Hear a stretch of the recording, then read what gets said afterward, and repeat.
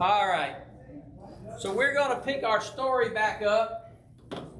So, we dropped it. Yeah, we dropped it. So our story of Joseph. Now we've seen Joseph sold into slavery. We've seen him serve in Potiphar's house. We watched him rise to a place of trust in the prison. And finally, he appears before Pharaoh. And Pharaoh then gives him the job of preparing Egypt for the drought to come. Okay? Now, it's quite telling, I think.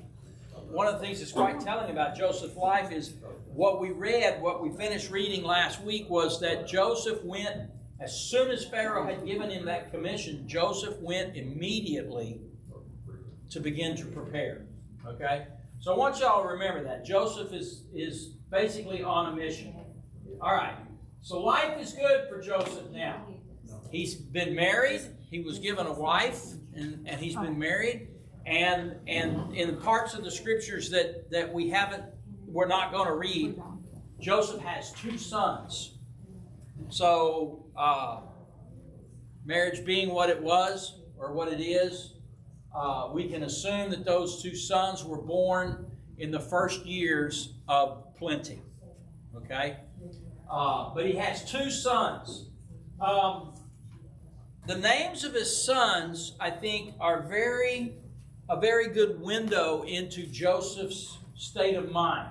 He calls the first one Manasseh, which is he who makes me forget. And the reason he named the firstborn Manasseh is because he said, God has made me forget all of my troubles. And look at that. Everyone in my father's family. Okay? So, I mean, when Joseph was made vice regent of Egypt, he could have taken a quick side trip up to see the old homestead, right? He was Pharaoh's second in command. He could have said, "Hey Pharaoh, I'm going out to check on the land," and just disappeared. Went home, right? And nobody would have missed him until he was gone. But he doesn't. He stays. He's given a wife. He has a son. He has a second son that he names Ephraim. For he said, God has made me fruitful in this land of my grief. Ephraim meaning to bear fruit, right? And so he basically, the names of his sons, we can draw the conclusion that Joseph has settled into the life in Egypt, right? He's forgotten the family. He's forgotten the homeland. He's forgotten all of that grief. After all, what is probably the sharpest memory that he has of back home? Usually the last one you have, which was being sold into slavery. Very good. Very good. You get a gold star. Woo-hoo. Okay? The last one he had. They didn't want me. Now, Bible doesn't say this, okay? But I wonder if there's some moment in Joseph's life when he wonders, why didn't Daddy come looking for me? Right? Daddy didn't come looking for me. Right? Remember he had the dreams. I'm telling you, this is the way the devil works on our minds. He had the dreams. You remember what his daddy told him? He said, what kind of dreams are these? Right? So even my dad resented me. He wouldn't come look. They sold me off. He didn't come looking for me. Maybe it was all a plot. Maybe Dad was in on it. I mean, this is all the kind of things that will go through the human mind. Okay? But now we see that Joseph is married. He has 2 sons. And he says, I've forgotten all of that. It's not even a ripple in my memory. It's all gone. Okay? So after 15 years, and this is an estimate on my part, because he's got 2 children, okay? So he figured he got married, and within 12 months he had a son, and within another 12 months he had another son, because if there wasn't nothing wrong with you, you was getting pregnant pretty quick, right? So, after about 15 years now-ish, Joseph has gone from slave to vice regent, grand vizier of Egypt. And he is content. And we can see that reflected in the name of his children. So now we fast forward a little bit in our story. The years of plenty are done. Okay? So, and remember, we talked about these years.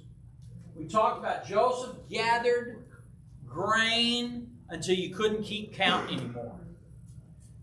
One of the euphemisms was, it was as the sands of the sea. It was everywhere. He could no longer tell Pharaoh how much they had so much. Okay? $1 billion here, $1 billion there, and pretty soon you're talking about real money.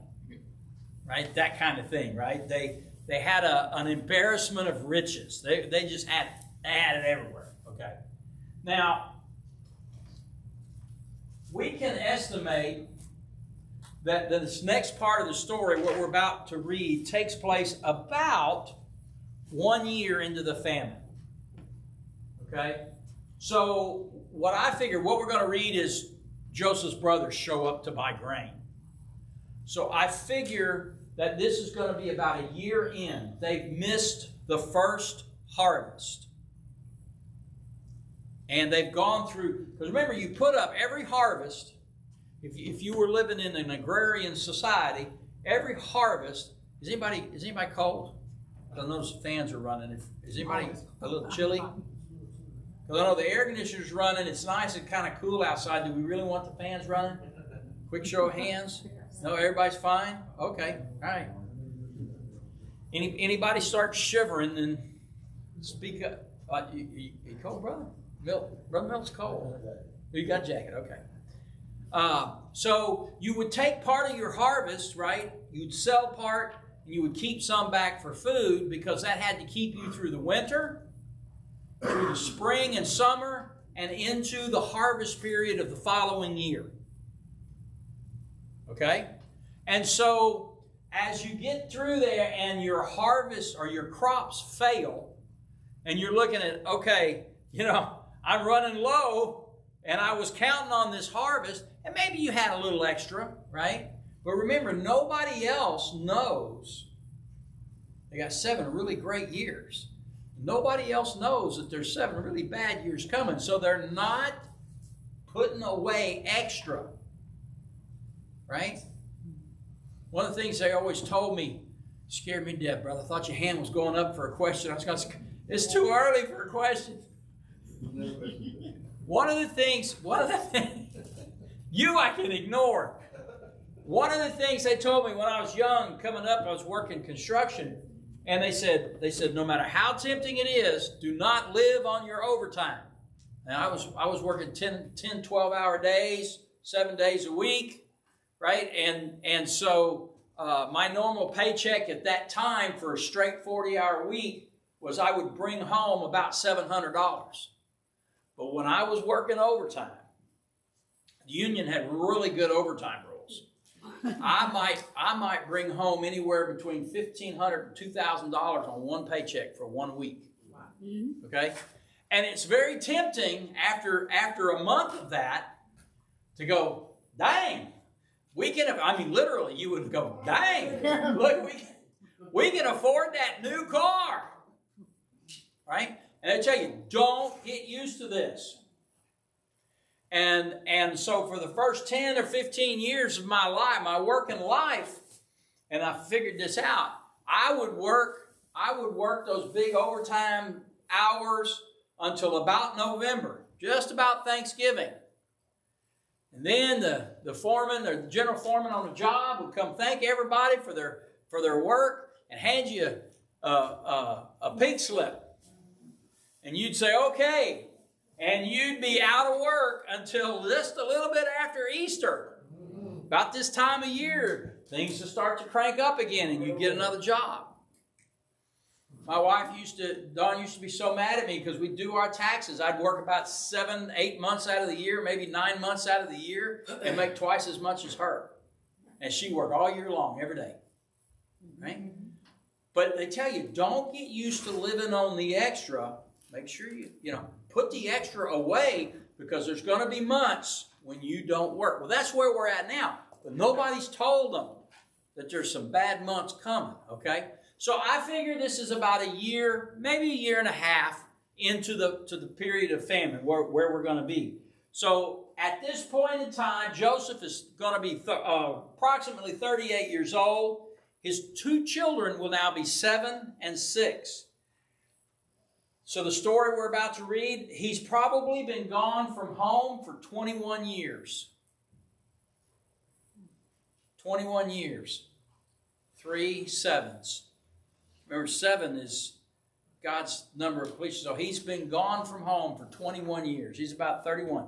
He spent 13 years as a servant or a prisoner. He spent 8 years as a prime minister or a grand vizier.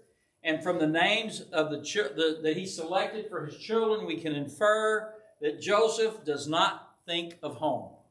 This is life now, and life is good. Okay? Egypt is home. So 21 years he has been in this culture. 21 years. Now, he has not forgotten God. He still worships the God that he was raised and taught as a lad to know. But Egypt is home. Okay?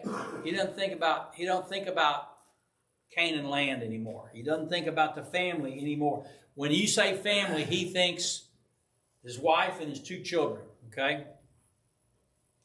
And again, surely, after 7 years of plenty, sometime during that 7 years, you think he could have sent a letter home. Hey, Dad,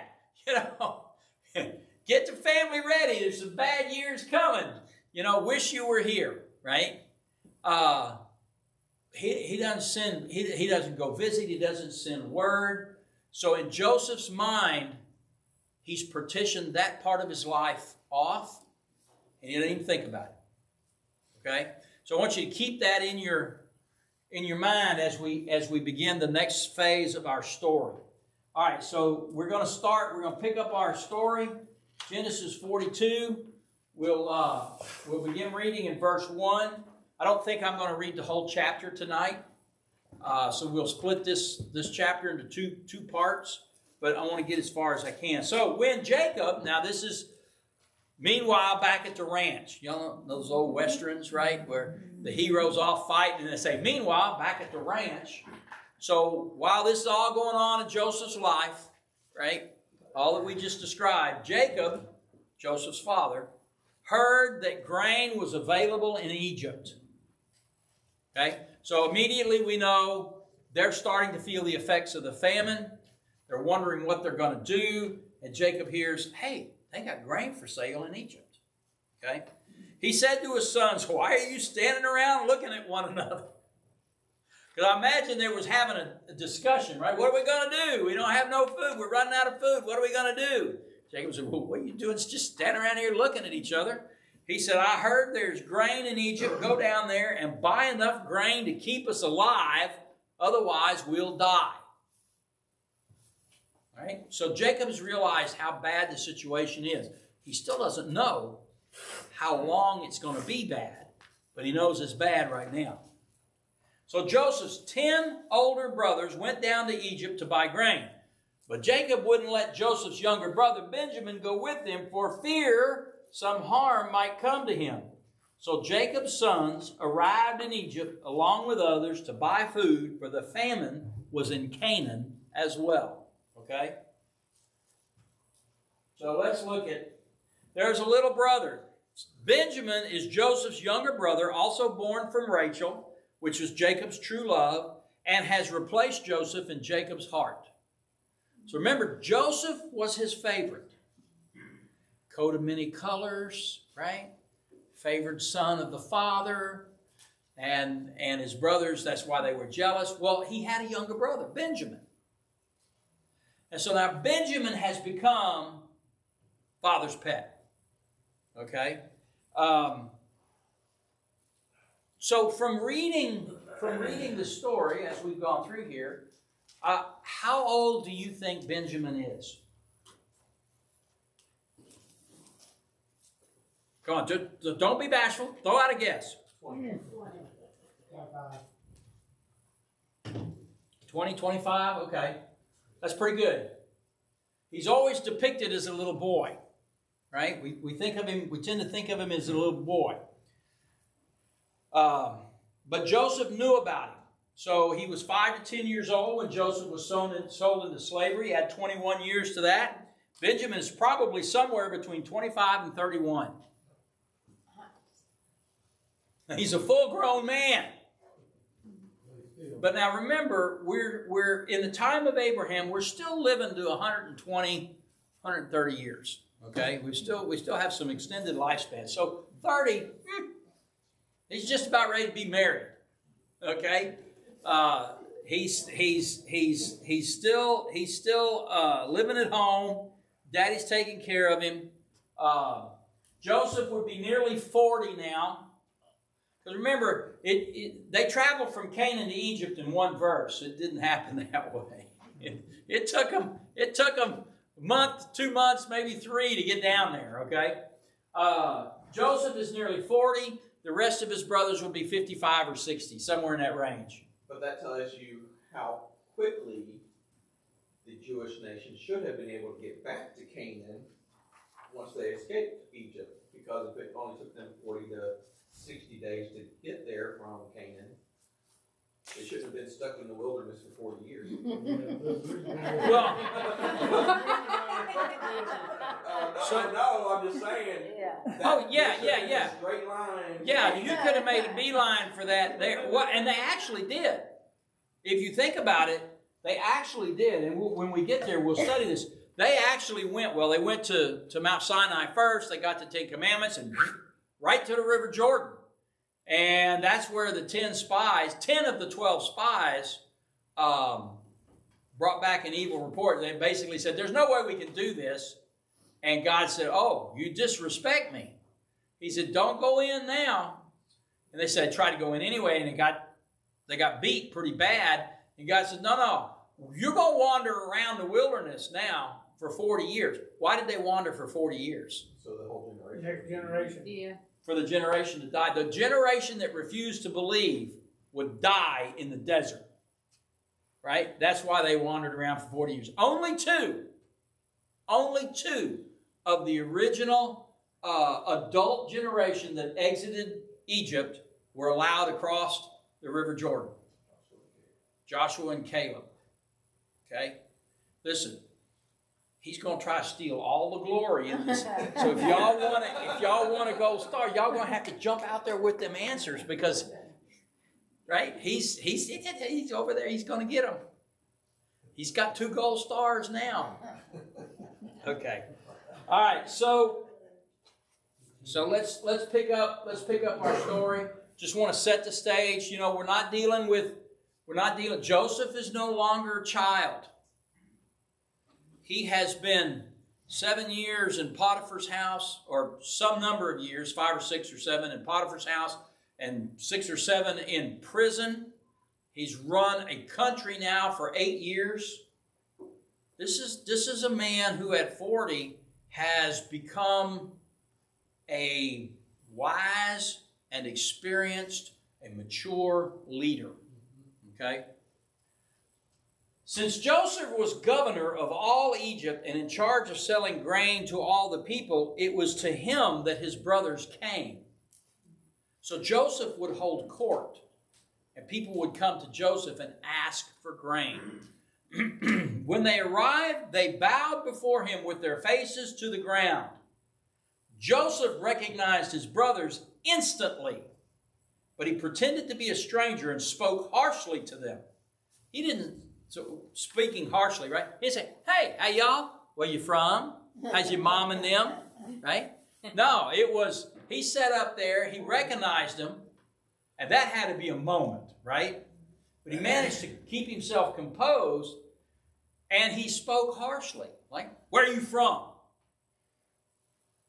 Right? As though they were bothering him, right? But he could tell that they weren't Egyptian either, so he knew that he could get away with probably speaking to them as a foreigner. Well, and we'll see in a few verses that he did not speak to them directly.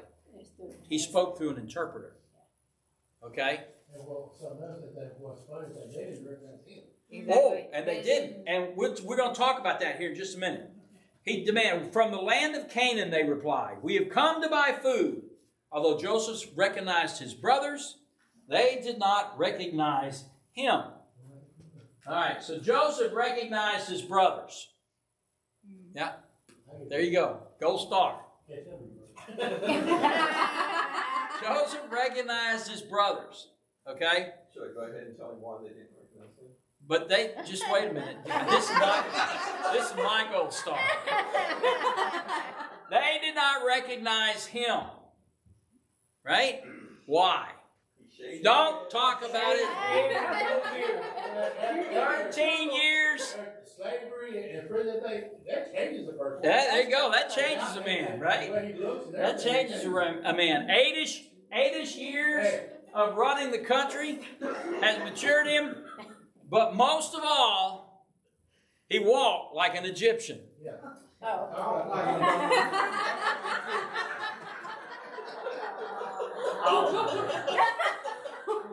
He walked like an Egyptian. Okay? So. By the way, that was my favorite song in basic training. I like to sing on more. I was young and the Bengals were pretty. That's all. So, exactly so. His head was shaved, no beard. He had on the dress of an Egyptian, the accoutrements of an Egyptian. Now, I know in the movies they always had their faces painted. I don't know if they painted their faces for real or not. But however an Egyptian would have been dressed and been presented, he was that way. Plus, he was in charge. Okay? So he was up, they were down, they bowed down. Typical custom was you didn't look a ruler in the eye, right? That was a challenge. We had one time, I'll never forget, we had some evangelists come to our church, and they were missionaries. They were Apaches come to evangelize the white man. And so they came to church to preach, and they were pretty good. But one of the things he told me was, if you're ever dealing with an Indian, particularly an Apache, don't ever lock eyes. He said, the white man, that's a sign of respect. You look him in the eye, you talk to him. He said, but with an Apache, it's a challenge of manhood. And so you look him in the eye, and then very quickly you look away. You look him in the eye to acknowledge them, and then you look away. You look down here, you look off to one side, you look up, you look over here, you back off, you look down at your feet, whatever. But you don't lock eyes and just try to stare him down, because then he's like, what are you saying? I'm not man enough to take you? Right? And the fight is on. All right? So we have all of these things taking place here. All right?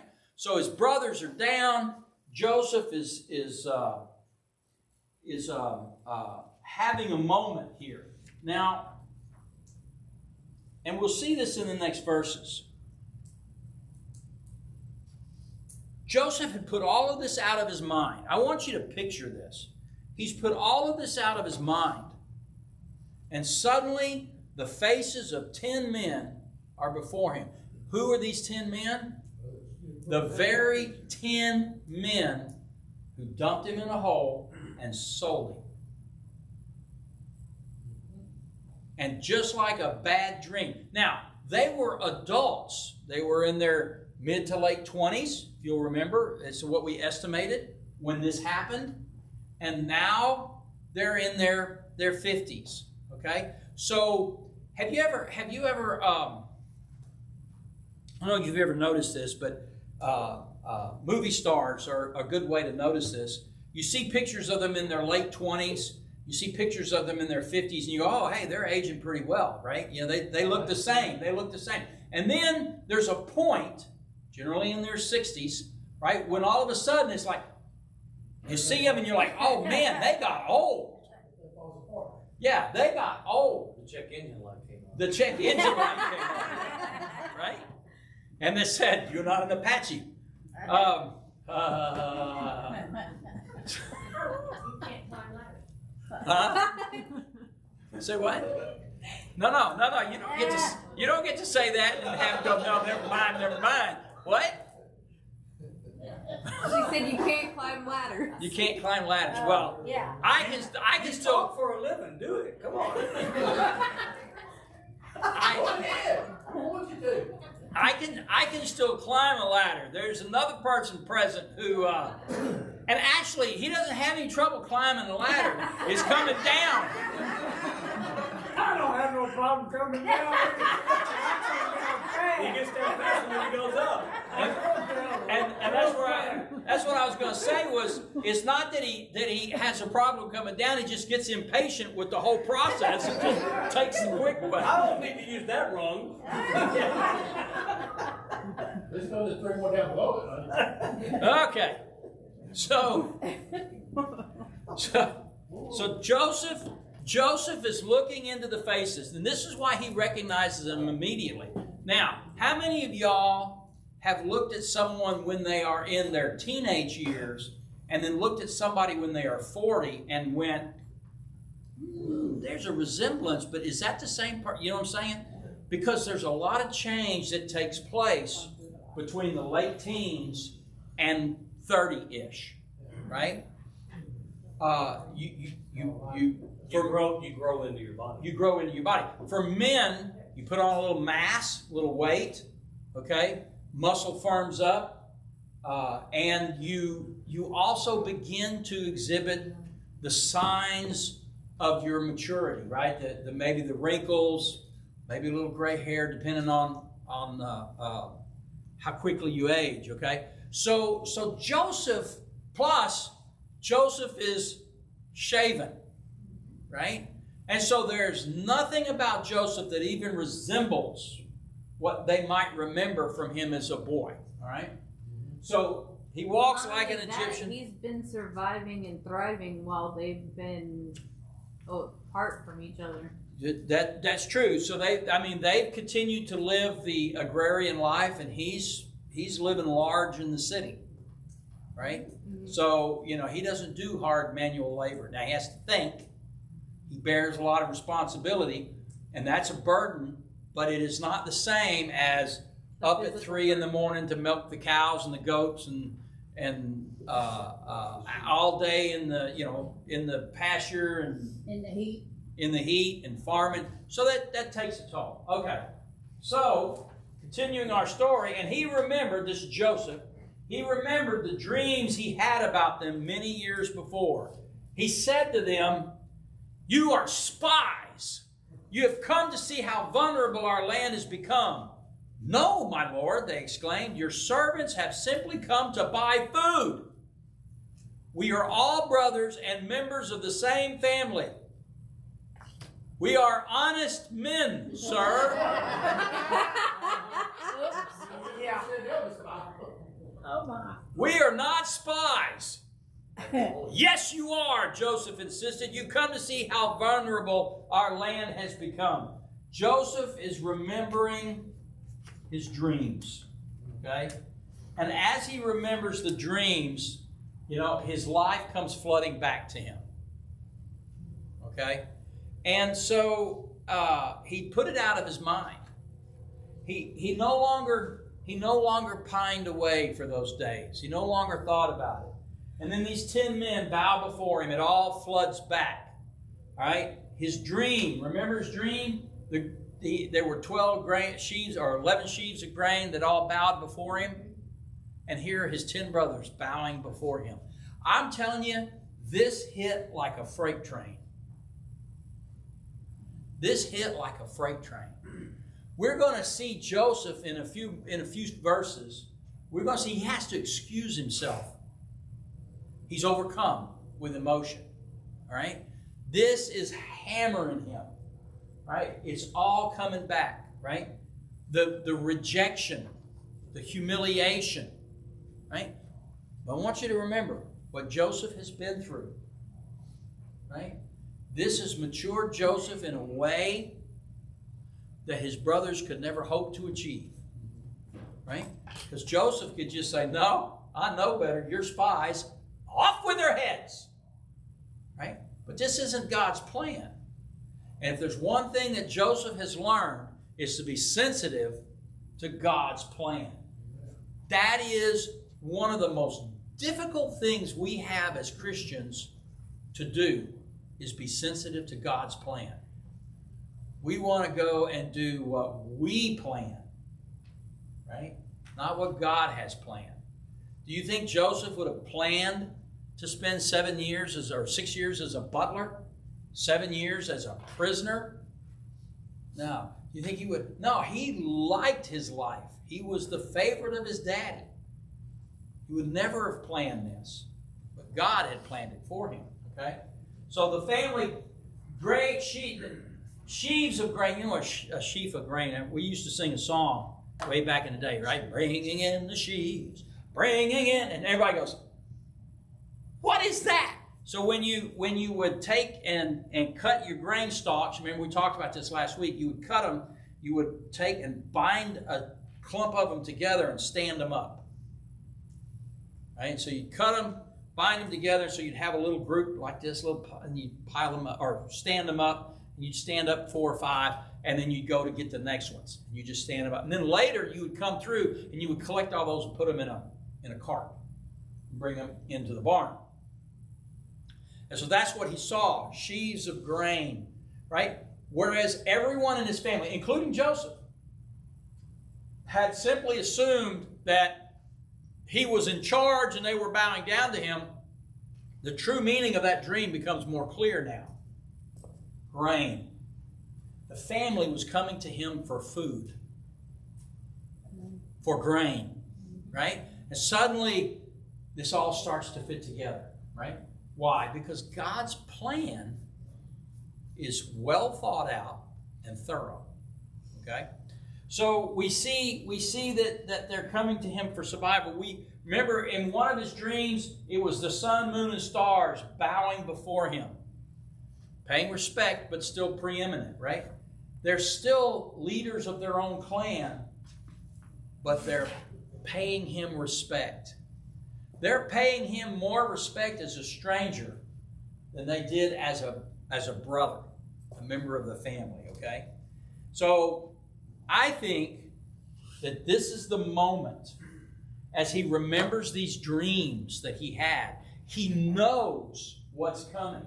There's still several years of famine in the future, right? And he sees the grain and the bowing, and he realizes for the first time, or he begins to realize for the first time, that he is exactly where God wanted him to be. That is a mind-blowing revelation. That when you begin to realize that all of the suffering that you have endured in your life has been to prepare you for this moment and to provide for your family in the years to come, right? It just, right, is an awe-inspiring thing. So this is where I think that, because the way it's worded here, he remembered his dreams. And suddenly, in a flash, 2 and 2 equals 4. Right? And so he begins to realize, this is what it was all about. This is what it was all about. All right? So, continuing our story, picking up in verse 13. Sir, they said, there are acts. Now remember, they're protesting. He's accused them of being spies. They said, no, we are honest men. right? And so in order to, and isn't that the way, right? When somebody is not forthright, typically they keep talking. They keep, well, no, we got to justify our story. We got to justify our story. They're still carrying around, and we'll see this in the next verses as we get into this story a little deeper. They still remember what they did to Joseph. They don't recognize Joseph, but they're going to look at these events and the accusations that Joseph is casting at them. And Reuben, amazingly enough, Reuben is going to say, you know what's going on here, right, fellas? This is because we sold Joseph. This is because we did wrong. Now it's come back to bite us, right? And so this tells me that even at this moment, right, this guilt that they're feeling has been a part of their lives for a long time. Sir, they said, there are actually 12 of us. We, your servants, are all brothers, the sons of a man living in the land of Canaan. Our youngest brother is back there with our father right now, and one of our brothers is no longer with us. Talk about irony. Yeah, there's a brother who's not with us. He's like, if you only knew. Yeah, if you only knew, right? So Joseph insisted, as I said, you are spies. This is how I will test your story. I swear by the life of Pharaoh, you will never leave Egypt unless your youngest brother comes here. Okay? One of you must go and get your brother. I'll keep the rest of you here in prison, and then we'll find out whether or not your story is true. By the life of Pharaoh, if it turns out that you don't have a younger brother, then I will know you are spies. This is how I will test your sword. Hang it, do I get the same verses in there again? No, these are different. Okay, yeah, no, I did. I got the same verses in there again. When I'm separating these verses out, sometimes I lose track.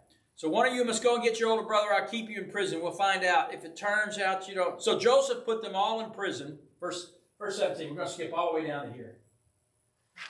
So Joseph put them all in prison for 3 days. On the third day, Joseph said to them, I am a God-fearing man. If you do as I say, you will live. Okay? So Joseph, he refuses to believe them. And he throws them all into prison. Okay? He basically is going to ratchet up the pressure, accuse them of being spies, coming into the country.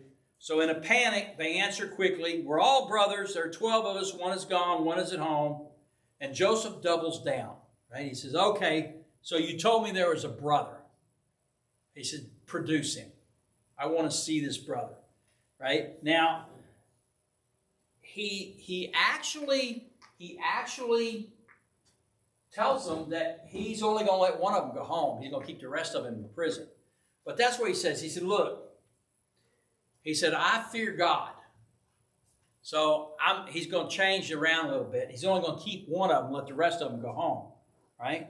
But he throws them all into prison for 3 days.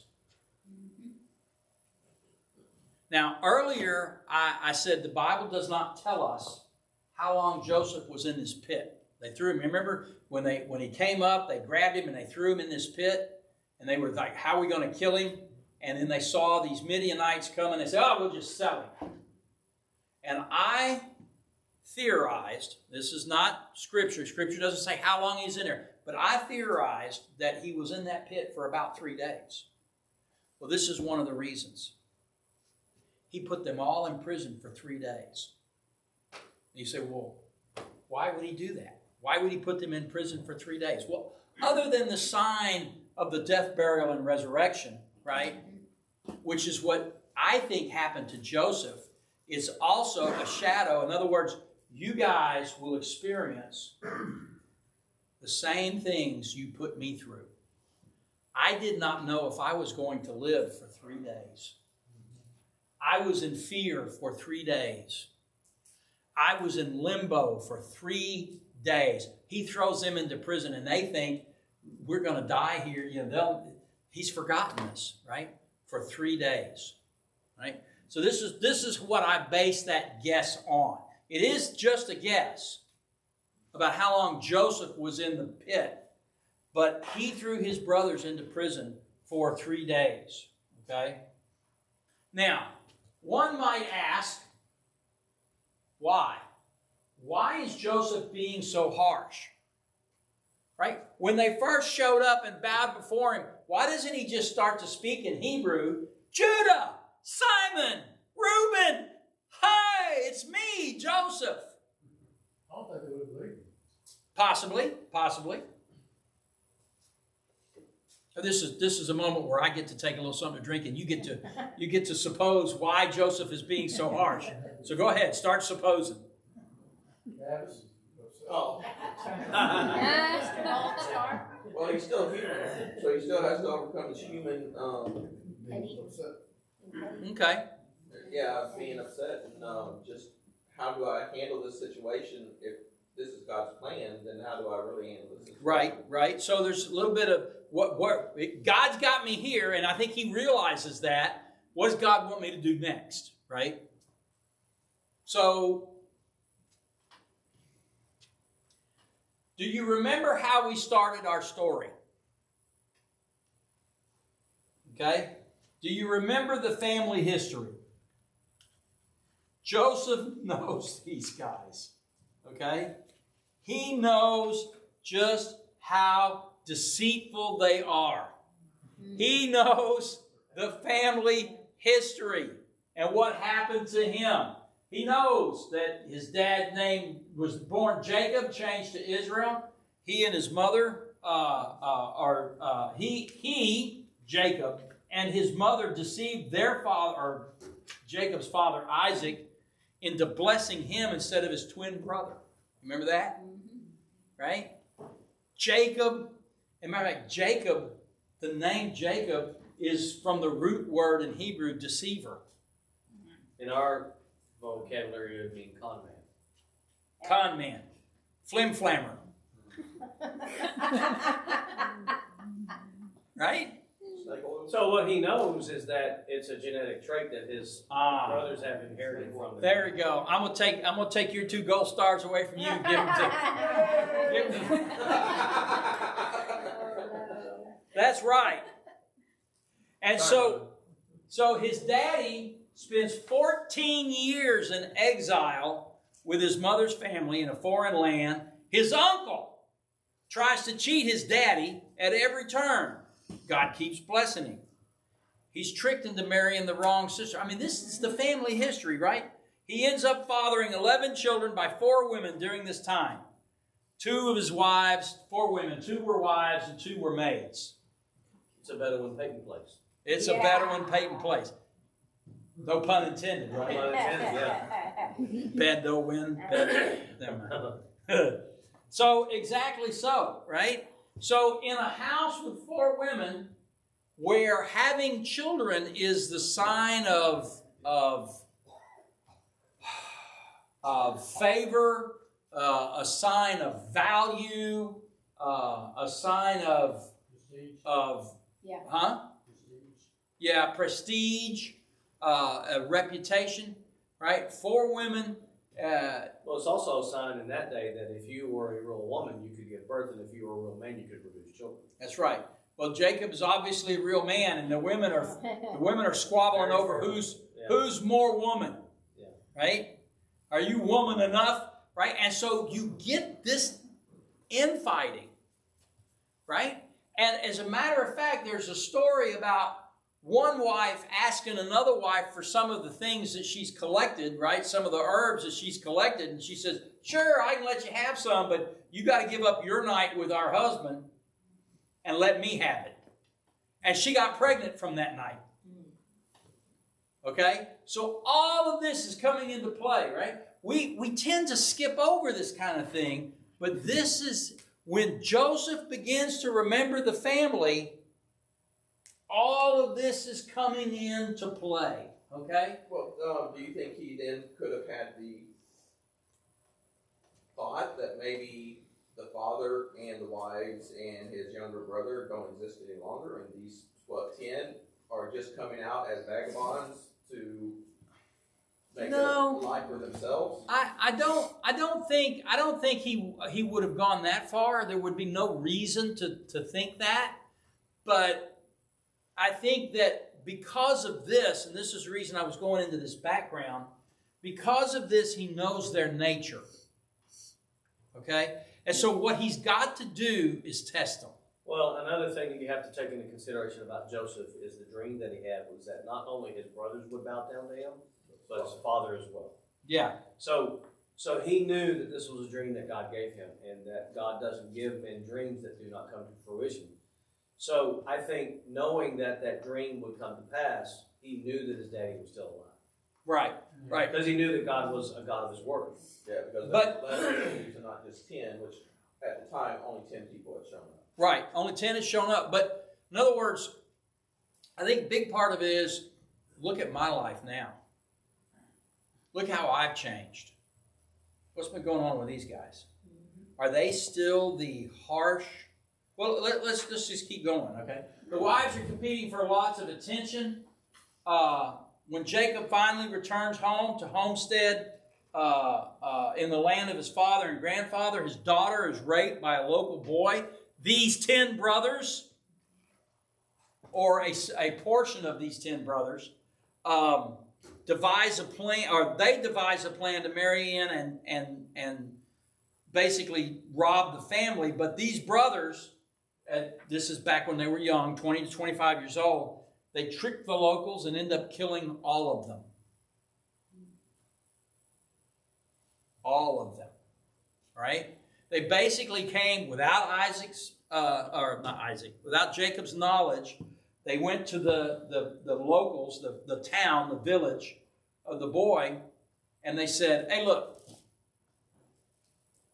we understand. You know, these youngsters, they get passionate. They jump the gun. But we can't let you marry into our family unless you have the sign of the clan." Y'all are looking at me like, what? Well, no, I'm already thinking of pain. The sign of the clan of Abraham was circumcision. So there's a reason they do this when you're 8 days old. Okay? So they said, you got to be circumcised. So all the men, again, the local men had a plan. We'll just each of us marry our wives into that family, and then we'll assimilate them into our bank, right? We'll take everything they have. And so they said, you got to circumcise everybody. And they said, oh, okay, we'll put up with that because you got a lot of cattle and stuff. And so 3 days later, when the height of the soreness, I'm already getting giggles. When it was like, oh my gosh, I can't hardly move, they just walked through town and cut people's heads off. Sliced their necks open. Okay? He killed them all. It was easy-ish. Right? That's these brothers. Okay? These are harsh guys. Remember that Reuben, the oldest boy, slept with one of his daddy's wives. Not his mother. One of the other women. One of the maid women. Right? The two servants. One of the two servants. Don't know which one. I don't remember which one. But he slept with her. Literally, Brother Shannon's right. This is a Bedouin Peyton place. Okay? It's as the world turns. Days of our lives. Right? What was some of the other? Huh? All in the family. No, it wasn't all in the family.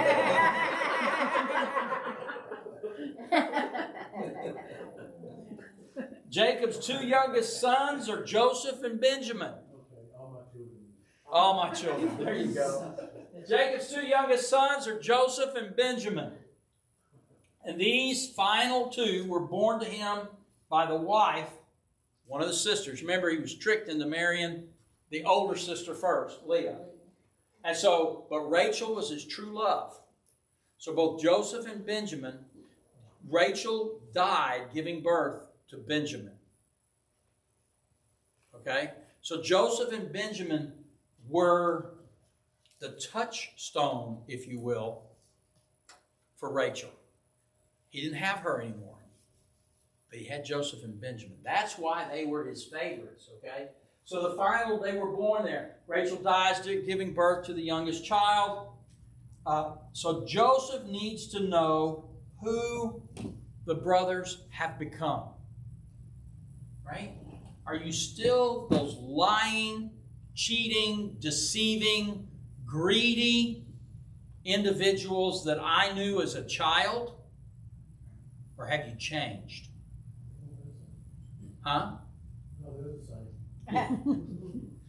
So, and what we're going to see, there's some interesting. I don't want to give it away, right? That's spoiler alert. I'm not going to do that. So we're going to get there. But there are some interesting things that we will learn about the brothers now, because they have learned their lesson. They have come through life with guilt. And if you've lived with guilt, especially the kind of guilt you cannot assuage, right? You cannot remedy. Right? Sometimes we do things and we feel guilty for it, and we can go back and say, brother, I'm sorry, right? No, it's okay, I forgive you, right? And so we can be relieved of the burden. But there are some things that we do, and we can't be relieved of that burden. They sold Joseph off, and they lied to their father about it. And it's the kind of a thing they can't go back to their father and say, Dad, look, we put you through mortal, no kidding, hell, making you think your son was dead, and really we sold him into slavery. They can't go back and fix that. They can't go find Joseph and the father. They don't know where he went, right? They're standing right in front of him right now, but they don't know that. They don't know where he went. They don't know if he's even alive. And so they carry this guilt with them, this burden, right? And we'll see that next week when we get into the next verses. We'll see Reuben's like, guys, you know why this is happening? It's Joseph. God is punishing us because of Joseph. So they've carried this guilt with them, right? And so we're going to start to see that guilt has caused them to think, to take stock of their situation. But Joseph needs to know, right? Are you guys the same guys? Right? He has changed drastically from that 17-year-old boy with the fancy coat. Has his brothers changed? Right? It's been 21 years. Have you changed? 21 years. Think now back 21 years ago. Do the math. With your ex now minus 21, you were at that time, how old were you? Okay? Are you the same person now that you were then? No. Too much life has passed, right? Things have happened. Right? So, yeah, I was in my mid-40s. There are things that I would teach. I was teaching Bible study, and there are things that I taught then that I would never teach, or I wouldn't teach the same way now, because I've come to a better understanding. I've gained more wisdom. Okay? And that's what Joseph is attempting to determine, is have his brothers changed, right? It's possible that they haven't. He doesn't know. But that's what he wants to know. He said, have you changed? Are you going to sell one another out when times get tough? Or are you going to band together and say, we either all leave or we all die, but we all stay together, right? What are you going to do? Because what is the number one shaping force in his life?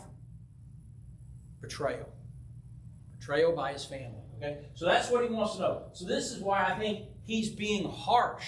He's ratcheting up. He's putting the pressure on them. He's going to make it easy for them to turn on one another.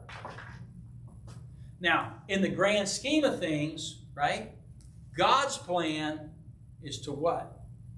Bring a family in and send a nation out. And so in order to bring in a family, right, But you're bringing in a dysfunctional family. Well, it's a normal family, right? But you want them bound together by more than just familial love, right? They have to be bound together by God. I think that's what God done the way he did it. To bring the family back together as a cohesive.